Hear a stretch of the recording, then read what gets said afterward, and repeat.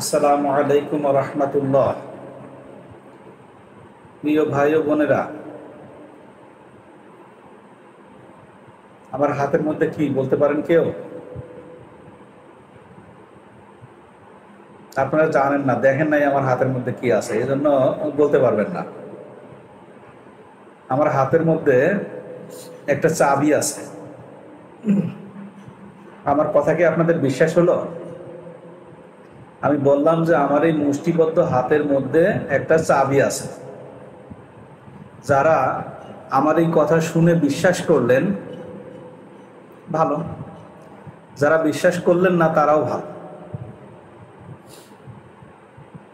কিন্তু আমি যদি এখন দেখাই যে আমার হাতের মধ্যে কি, দেখেন এটা কি? চাবি। এইবার তো আপনাদের বিশ্বাস হলো যে আমার হাতের মধ্যে কি ছিল? একটা চাবি ছিল।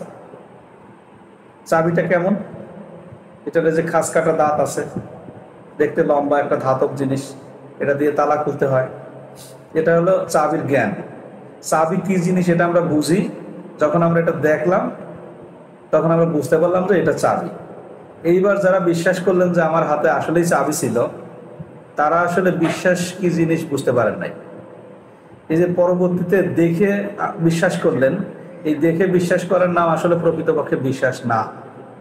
বিশ্বাস হলো আমি যখন বললাম যে আমার হাতের মধ্যে চাবি আছে, যদি আপনি আমার কথার উপর আস্থা রেখে মেনে নিতেন মন থেকে, যে লোকটা বললো তার হাতের মধ্যে একটা চাবি আছে, থাকতে পারে, তো যদি এটা মেনে নিতেন একিনের সাথে যে হ্যাঁ উনি ঠিকই বলছে, ওনার হাতে চাবি আছে, এটা হলো প্রকৃত বিশ্বাস।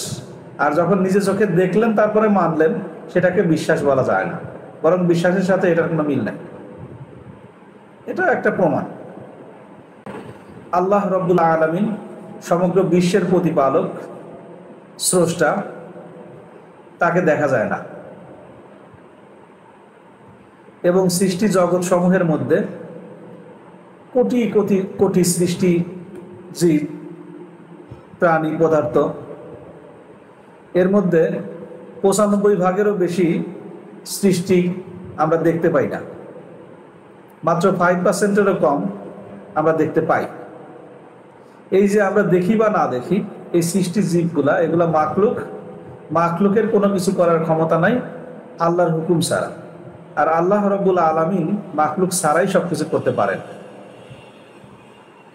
এটা না দেখেই আমাদের বিশ্বাস করতে হবে। আল্লাহ ছাড়া কোনো মাবুদ নাই। হযরত মুহাম্মদ সাল্লাল্লাহু আলাইহি ওয়াসাল্লাম আল্লাহর রাসূল। এটা মনে প্রাণে ইয়াকিন ও ইখলাসের সাথে আমাদেরকে মেনে নিতে হবে। আর আল্লাহ রাব্বুল আলামিনের আসমানি কিতাব সমূহ আমাদের বিশ্বাস করতে হবে, নবী রাসূলগণকে বিশ্বাস করতে হবে, ফেরেশতাগণদেরকে বিশ্বাস করতে হবে। আমাদের দুনিয়া জিন্দেগি শেষ হওয়ার পরে, মৃত্যুর পর আরেকটা জিন্দেগি আছে, আখিরাতের জিন্দেগি। কবর, হাসর, মিজান, জান্নাত, জাহান্নাম, এগুলা না দেখেই বিশ্বাস করতে হবে।